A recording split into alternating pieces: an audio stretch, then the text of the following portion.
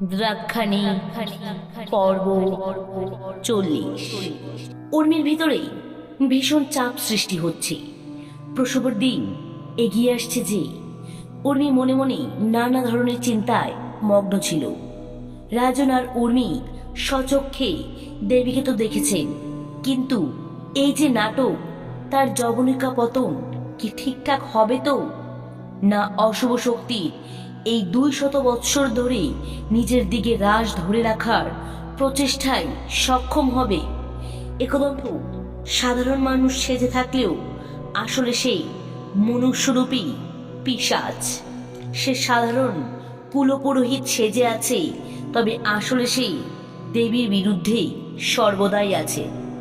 মনুষ্য জীবন 200 বৎসর হতে পারে না কিছুতেই। মনুষ্য জীবনের শেষ সরলরেখা অনেক আগেই পেরিয়ে এসেছে একদন্ত। এই যে জীবিত একদন্ত, সে একজন অমরত্বের লোভী পিশাচ। আজ হয় তার বিনাশ ঘটবে, নয় উর্মিকে পূর্ণ গর্ভাবস্থায় মরতে হবে।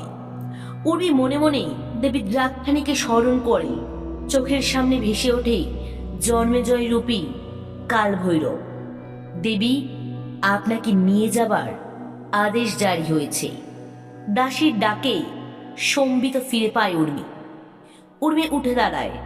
তার চোখে কোনো ভয় নেই, ক্ষোভ নেই, যেন আর 5টা সাধারণ দিনের মতোই উর্মি মন্দিরে যাচ্ছে দেবীর চরণ বন্দনা করতে।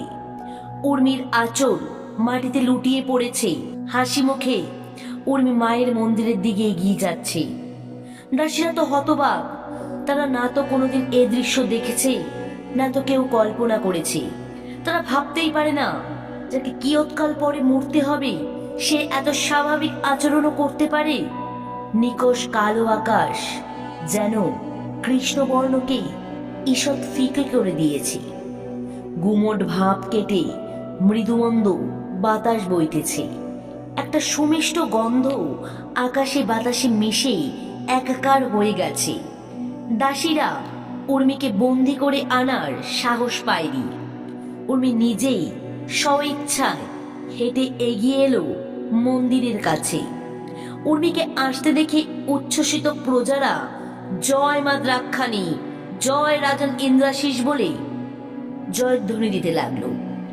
একদন্ত চমকে উঠল উর্মিকে এইভাবে মন্দির চত্বরে রানীর মতো অহং নিয়ে প্রবেশ করতে দেখে। যেন তার কোনো ভয়ই নেই আসন্ন যন্ত্রণাদায়ক মৃত্যু নিয়ে। রাজন গিয়ে উর্মিকে হাত ধরে নিয়ে এলো বলিপীঠের কাছে। উর্মি প্রেম ও বিশ্বাস ভরা দৃষ্টি নিয়ে রাজনের হাত ধরে উঠে এলো বলিপীঠে। উর্মির মা মুগ্ধাকে ধরে রেখেছে সৈন্যরা। ঢাক ঢোলের শব্দ কিছু সময়ের জন্য বন্ধ হলে মুগ্ধা চিৎকার করে নিজের মেয়েকে ডাকে, তুই পালিয়ে যেতে পারলি না বোকা মেয়ে? মায়ের কথাটা না হয় ভাবলি না, পেটের কথাটা তো ভাববি। উন্মাদিনী হয়ে গেলি তুই ভক্তিতে। কার ভক্তিতে এত মগ্ন হয়ে আছিস? সে রক্ত খাকি, রক্ত লোলুপা। উর্মি দেবীর নিন্দা শুনে কানে হাত দিল, কিন্তু তবুও মুগ্ধার আত্মচিৎকার উর্মির কান পর্যন্ত পৌঁছাতে লাগলো। উর্মির ভেতরে ভেতরে জেগে উঠছে 64 যোগিনী কপালিনী। একদন্তর ইশারা করলো মুগ্ধাকে সরিয়ে নিয়ে যেতে। প্রতিবারের মতো এবারও সেই একই আচার পালিত হতে শুরু করলো। কুলপুরোহিত একদন্ত দাসীকে ইশারা করলে সে একটি পুজোর থালা নিয়ে এলো। রাজন তার মহিষীকে বেলপাতার মালা পরিয়ে দিলেন। তারপর নিজের অঙ্গুলি বলির জন্য রাখা বগির ধারালো অংশে সামান্য কর্তন করে নিজের স্ত্রীকে অন্তিমবারের মতো রক্ত তিলক করলেন। এই বিধি পালনের সময় কুলপুরোহিত রাজনকে বলে গেলেন, রাজ চক্রবর্তী দ্রাক্ষরাজ ইন্দ্রাশিস, আপনি যথার্থ এক বীর ও প্রজাহিতকর রাজন। আপনি নিজের স্ত্রীকে বলিদান করে দেবী দ্রাক্ষাণীকে তুষ্ট করতে যাচ্ছে। তন্ত্রমতে যথাবিধি প্রদত্ত একটি নরবলিতে দেবী সহস্র বৎসর তৃপ্তি লাভ করেন। আর 3টি নরবলিতে লক্ষ বৎসর তৃপ্তি লাভ করেন। মনুষ্য মাংস দ্বারা কামাখ্যা দেবী এবং আমার রূপধারী ভৈরব 3000 বৎসর তৃপ্তি লাভ করেন। যেহেতু বলির মস্তক এবং মাংস দেবতার অত্যন্ত অভীষ্ট, এই হেতু পূজার সময় বলির শির এবং শোণিত দেবীকে দান করিবেন আপনি। বিচক্ষণ সাধক ভোজ্য দ্রব্যের সহিত লোমশূন্য মাংস দান করেন এবং কখনো পূজোপকরণের সহিত মাংস দান করেন। দেবী আদি পরাশর শক্তি পুজোয় রক্তশূন্য মস্তক অমৃত তুল্য পরিগণিত হয়ে এসেছে। কুষ্মাণ্ড, ইক্ষুদণ্ড, মদ্য ও আসর ইহারাও বলি ও কৃষ্ণ ছাগতুল্য তৃপ্তিকারক। কিন্তু আপনি রাজ চক্রবর্তী, সৌভাগ্যক্রমে দেবী আপনার কুলদেবী, তাই আপনি রাজমহিষীর বলিদান করেন। অপরদিকে গুরুদেব পকান্ন ভোগ নিবেদন করার পর থেকেই এক মনে দেবী জপ করে যাচ্ছেন। চণ্ডী স্তব শুরু করেছেন তিনি, কারণ আজকে জেগে উঠতে হবে দেবীর ভয়ঙ্করী রূপ, দেবীর কাল রাত্রি চণ্ডিকাকে। কোরবানির মতে চণ্ডিকা হলেন ভয়ঙ্করী ক্রোধ উন্মত্তা দেবী। গুরুদেব মন্ত্র আওড়ে যান দেবীকে জাগিয়ে তুলতে। ইয়া চণ্ডী মধুকৈটবাদী দৈত্য দলনী, ইয়া মহিষোন্ময়ী লিনীষা ধূর্ম নেত্র চণ্ডমুণ্ড মথলিনী, যা রক্তবীজা শনি শক্তি শুম্ভ নিশম্ভ দৈত্য দলনী, যা সিদ্ধি ধাত্রী পরাশয়া দেবী নবकोटि মূর্তি সহিতা মাং পাতু বিশ্বেশ্বরী।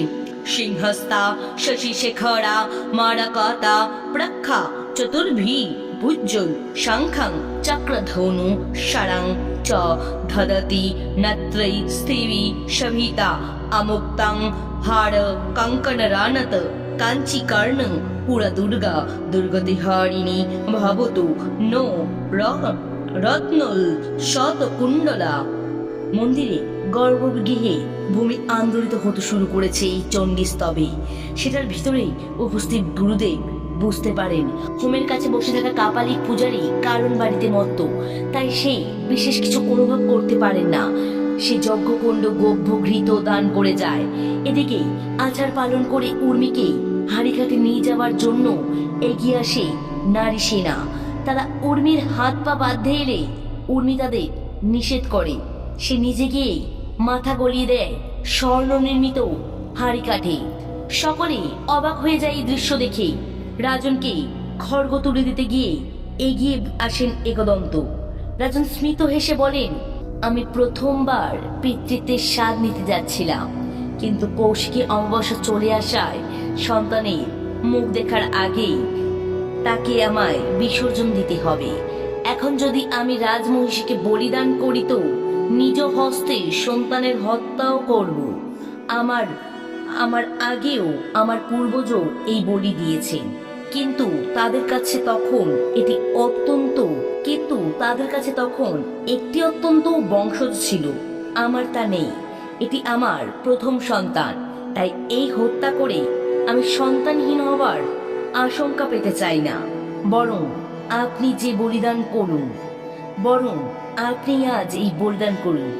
আপনি না হয় এই পুণ্য পাবেন। একদন্ত তাড়াহুড়োর মধ্যেই রাজনের চাল বুঝতে পারল না। একদন্ত সম্মতি দিল। সে জানেই না তার সামনে কেবল রাজ চক্রবর্তী রাজন ইন্দ্রাশিস দাঁড়িয়ে নেই। যে দাঁড়িয়ে আছে সে এক অষ্টসিদ্ধ সাধক। পূর্বজন্মের পুণ্যকর্মের ফলে সে যোগিনী কপালিনীর স্বামী হতে পেরেছে। একদন্ত খড়গ হাতে তুলে নিল। এমন সময় কোথা থেকে একটা বিশালাকার ঘূর্ণি এসে উপস্থিত হলো। ধুলোর ঝড়ে প্রজারা নিজেদের বাঁচাতে পরিমরি করে এদিক ওদিক ঝোঁক লাগালো। চালালগুলো যারা উর্মির বলি যাওয়া দেহ নিয়ে উন্মত্ত নৃত্য করতে অপেক্ষায় ছিল, তারা দেখলো ভূমি কেঁপে কেঁপে উঠছে। আকাশে একটা আশ্চর্য আলো বিচ্ছুরিত হচ্ছে মুহুর্মুহু। একদন্ত ভারী খড়গটি উর্মির মাথার ওপর চালাবার চেষ্টা করে, কিন্তু এ কি, খড়গ কোপ পড়ার পরেও একটুও ক্ষতি হয় না উর্মি, মৃত্যুর ছায়াও পড়ে না উর্মির ওপরে। একদন্ত বাতাসের প্রবল বেগে নিজেকে দাঁড় করিয়ে রাখতে চেষ্টা করে। মন্দির এলাকা নিমিষে জনশূন্য হয়ে পড়ে, কারণ এই প্রচন্ড দুর্যোগ ঘূর্ণির মাঝে কোনো জীবের পক্ষেই দাঁড়িয়ে থাকা সম্ভব নয়।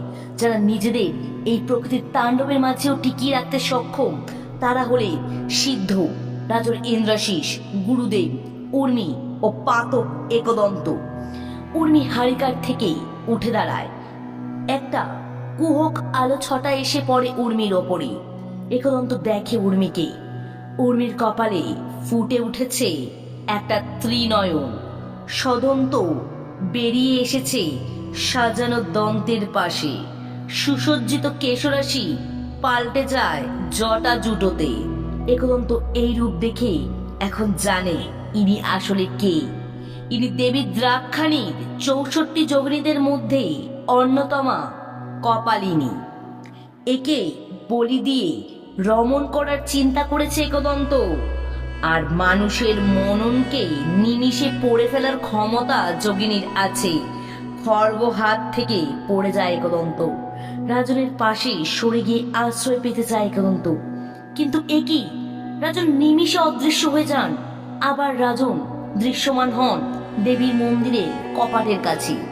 রাজন সাধারণ মানুষ, তার পক্ষে এটা কি করে সম্ভব? কপালিনী একটা তীব্র উলুধ্বনি দেন। কান ফেটে যাবার জোগাড় সেই উলুধ্বনিতে। একদন্ত পিছাতে থাকে। পরম ব্রহ্ম শক্তির সাথে লড়াই চালিয়ে যাওয়া ঠিক সম্ভব হয় না একদন্ত। কয়েক পা পিছাতেই একদন্ত পান কাল ভৈরব রুরুকে। রুরুদেবকে একদন্ত একবার দেখে জন্মেজয় রূপে, একবার মহাকাল রুরু রূপে। দক্ষিণ দিকে পালাবার চেষ্টা করে একদন্ত। কিছুটা যেতেই থমকে যেতে হয় একদন্তকে, কারণ সামনে দাঁড়িয়ে আছে মহাভীমা দেবী দ্রাক্ষাণী। আবির্ভূতা হয়েছেন কাল রাত্রি রূপে। ক্রোধান্বিত দেবী হুঙ্কার ছাড়েন। একদন্ত ভাবতে পারে না এখন বাঁচার কি উপায়। তারপর অতীতের বুদ্ধিকেই কাজে লাগাবার কথা ভেবে নিজের আঙুল কামড়ে ছিঁড়ে ফেলে একদন্ত। আঙুল কেটে ছিটকে পড়ে মাটিতে। যন্ত্রণায় চিৎকার করে ওঠে একদন্ত। তারপর নিজের শরীরের প্রবাহিত রক্ত দেবীর দিকে ছিটকে দিতে চায় একদন্ত। দেবী দ্রাক্ষাণীর সামনে এসে দাঁড়িয়ে যায় কপালিনী। একদন্তের হস্ত নিঃসৃত রক্ত নিজের জিহ্বা দ্বারা উদরস্থ করে যোগিনী। তারপর একদন্তকে টেনে নিয়ে গিয়ে ফেলে দেবীর চরণে। একদন্তর মুখ তুলে তাকায় দেবীর দিকে। দেবীর গাত্রবর্ণ গাঢ় মেঘের ন্যায়।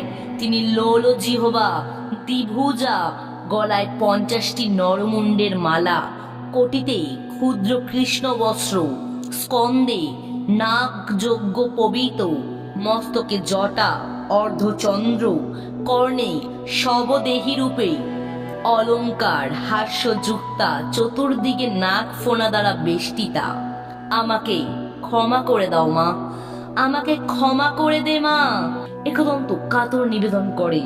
তার পিশাচ তাকে এই দুর্দিনে ত্যাগ করে গেছে, কারণ পিশাচের ক্ষমতা নেই এই আদি পরাশর শক্তির সম্মুখে লড়াই করবার। রাজন বলে, কার কাছে ক্ষমা চাইছেন একদন্ত? কাকে মা বলে সম্বোধন করছেন? একটু আগেও যার পরম বৈষ্ণবী হবাকে দুর্বলতা ভেবে তাকে রক্তদার সিঞ্চন করে কলুষিত করতে চাইছিলেন। আপনি ভাবতে চাইছিলেন আমি আপনার অধীনে বসিত। আমি আপনাকে সেটাই দেখিয়ে এসেছি কিয়ৎকাল পূর্ব অবধি। এই যে নৈরিত কোণে যিনি বিরাজমান কাল ভৈরব রুরু, তিনি আমাকে নিজের জ্যেষ্ঠ ভ্রাতার সম্মান দিয়েছেন। তিনি আমাকে বুকে করে আগলে রেখে অষ্টসিদ্ধির সাধকে রূপায়িত করতে চেয়েছেন। আর আমি মূর্খ নর অহংকারে বশীভূত হয়ে নিজেকে কেবল নৃপতি ভেবে গেছি। নিজে অপমানিত করে কাল ভৈরবকে বিতাড়িত করেছি, যিনি ব্রহ্মপুত্র আপন শ্বশুর দক্ষকে ক্ষমা করেননি। তার অহংের জন্য তিনি আমাকে ক্ষমা করে আবার আমার কাছে ফিরে এসেছে। আমাকে যে তিনি অগ্রজ সম্মান দিয়েছেন, কিন্তু এবার তিনি আমার অনুজ হয়ে ফেরেননি। আমার দম্ভ, আমার অনুজ জন্মেজয়কে ছিনিয়ে নিয়েছে। এবার ফিরে এসেছেন আমার সাথে কাল ভৈরব রুরু। আপনার বিনাশ আজ অবশ্যম্ভাবী। একদন্ত বলল, না না, কিছুতেই এটা হতে পারে না। 200 বৎসর যে সব সাধনা আমি করেছি তার ফল এ হতে পারে না। আমি এত বড় ভুল কি করে করলাম? কপালিনীকে আমি চিনতে পারলাম না। উর্মিমালার রূপে কপালিনীকে আমি রাজবধূ করে নিয়ে আনলাম। কপালিনী বলে উঠল, উর্মিমালা একজন সাধারণ নারী, আর তার অন্তরাত্মা হলো কপালিনী, যা কেবল একটি দিনই জাগ্রত হবার ছিল। সেই দিনটি আজকের দিন। রাজবধূদের বলি দিয়ে রমণ করতে চাইতিস মূর্খ? বেশ, দেখ আজ 200 রাজবধূর কঙ্কাল তোর রমণের আকাঙ্ক্ষা মেটাতে আসছে। এ কথা শেষ হতেই বলিপীঠের মাটি ভেদ করে উঠে আসতে লাগলো কঙ্কালের দল। 200 কঙ্কাল চারদিকে ঘিরে ধরলো, যেন চারদিক ফুলে ফুলে সাদা হয়ে গেছে। কাল ভৈরব ও দেবী দ্রাক্ষাণী পাশাপাশি বিরাজ করলে। রাজন ও কপালিনী উর্মি একধারে সরে এলেন। একদন্ত এখন ঘিরে আছে কঙ্কালের মাঝে। এরা সেই হতভাগ্য নারীরা যারা একদন্ত শিকার হয়ে এসেছে বছরের পর বছর। মৃত্যুর পরেও যারা রেহাই পায়নি, তাদের স্কন্ধকাটা দেহের সাথে মিলিত হয়েছে নিকৃষ্ট একদন্ত। কঙ্কালদের হাতগুলো এগিয়ে আসছে একদন্তর দিকে। একদন্ত পিশাচ সাধনে মন্ত্র উচ্চারণ করে, কিন্তু প্রবল আলোর শক্তির কাছে অন্ধকার হার মেনেছে। ততক্ষণে কঙ্কালগুলো টানাটানি শুরু করলো একদন্তর দিকে। প্রচন্ড গতিতে টানা হ্যাচড়া শুরু হয়। কঙ্কালের হাড়ে খটখট শব্দ একদন্তর কানে তালা ধরিয়ে দেয়। ওর হাত দুটো ছিঁড়ে মাটিতে পড়ে যায়। যন্ত্রণায় কেঁপে ওঠে একদন্ত। এবার এক এক করে তার অঙ্গ ছেদ করে কঙ্কালগুলো। রাজন এখন অষ্টসিদ্ধি লাভ করেছে।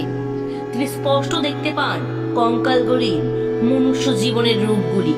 তাদের মধ্যেই আছে ইন্দ্রাশিসের প্রথমা পত্নী ধারা, জন্মদাত্রী মাতা ইন্দুবালা ও অন্যান্য সৎ মাতারা, অন্যান্য পত্নীরা ও বছরান্তে বলি যাওয়া হতভাগী কেশিকে।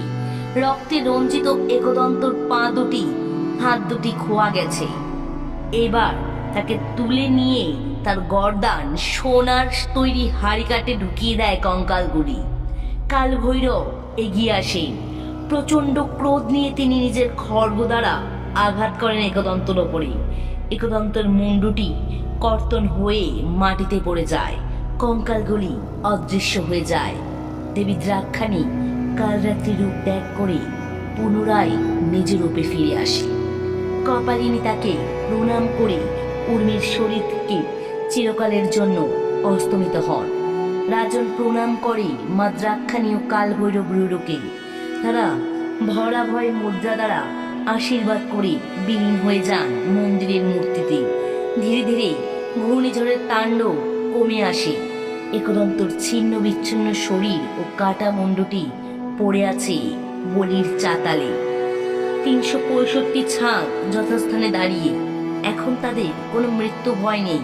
পাপের সংহার হয়েছে। চেতনা হারানো উর্মিকে রাজন কোলে নিয়ে নিজের রাজমহলে প্রবেশ করে। এখন তিনি কেবল শক্তির উপাসক বা রাজ চক্রবর্তী ইন্দ্রাশিস নন। তিনি ইন্দ্রাশিস, উর্মিমালার স্বামী, আসন্ন সন্তানের পিতা। সকালে প্রকৃতি শান্ত হলে ফিরে আসে, কিন্তু তারা ফিরে দেখে মন্দিরে পড়ে আছে একদন্তর ভয়াবহ সব। মন্দিরে দেবী দ্রাক্ষাণীর মূর্তি সমহিমায় বিরাজিতা। পাশে কালো পাথরের তৈরি কাল ভৈরব। কেউ কিছুই বুঝে উঠতে পারে না। রাজ সৈন্যরা দেখে আসে ভিতরে রাজন ও রাজমহিষী সুস্থ আছে। গুরুদেব ধ্যানস্থ অবস্থায় বিরাজ করছে নিজের কুটিরে। সকলে ভাবে দেবী এবার কুলপুরোহিতের বলি গ্রহণ করেছেন হয়তো নিজেই। মুগ্ধা বুঝতে পারে এখন কেন তার উর্মি এভাবে নির্বিকার ভাবে বলিপীঠে দাঁড়িয়েছিল। পরের দিন রাজন ঘোষণা করেন দেবী দ্রাক্ষাণী পরম বৈষ্ণবী, তাই এখন থেকে সমস্ত বলি বন্ধ করা হলো। কেবল ফলমূল, মিষ্টান্ন ও পকান্ন ভোগে দেবীর মহাপূজা সংঘটিত হইবে। অমাবস্যার পরে অষ্টমঙ্গলার দিন এবারও নতুন সদস্য এসেছে রাজ পরিবারে। তবে এবার কোনো নতুন রাজমহিষী নন, এবার এসেছে এই দ্রাক্ষা সাম্রাজ্যের রাজকুমার রাজুর ইন্দ্রাশিস তার নাম রাখলেন রুরুদে। সমাপ্ত হলো রূপকথার গল্প দ্রাক্ষানি।